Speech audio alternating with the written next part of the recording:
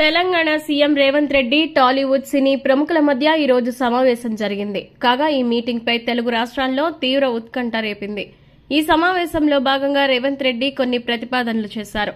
తర్వాత సినీ ప్రముఖులు సైతం తమ అభ్యర్థనలను రేవంత్ రెడ్డి ముందుంచారు. ఇలా ఇరువురి మధ్య భేటీ తాజాగా ముగిసింది.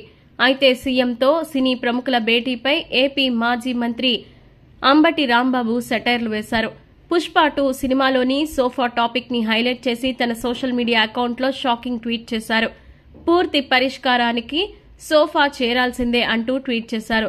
మరి పుష్ప 2లో సోఫా అంటే ఏంటో సినిమా చూసిన వారందరికీ తెలిసిందే.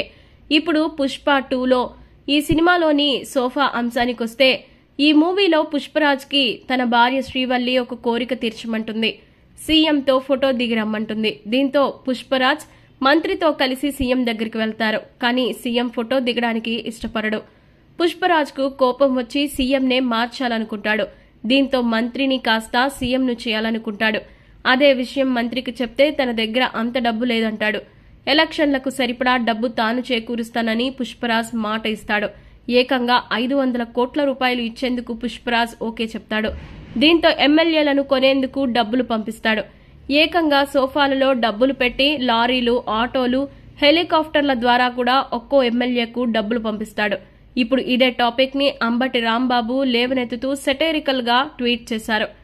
సినీ ఇండస్ట్రీ సమస్యల పరిష్కారానికి పుష్ప 2 మూవీలో మాదిరిగానే రేవంత్ రెడ్డికి కూడా డబ్బులు ఇస్తేనే పనులు జరుగుతాయి అనే విధంగా ఆయన ట్వీట్ ఉందని నెటిజన్లు కామెంట్స్ చేస్తున్నారు. కాగా ప్రస్తుతం ఈ ట్వీట్ పై సోషల్ మీడియాలో పలు అభిప్రాయాలు లేవనెత్తుతున్నాయి.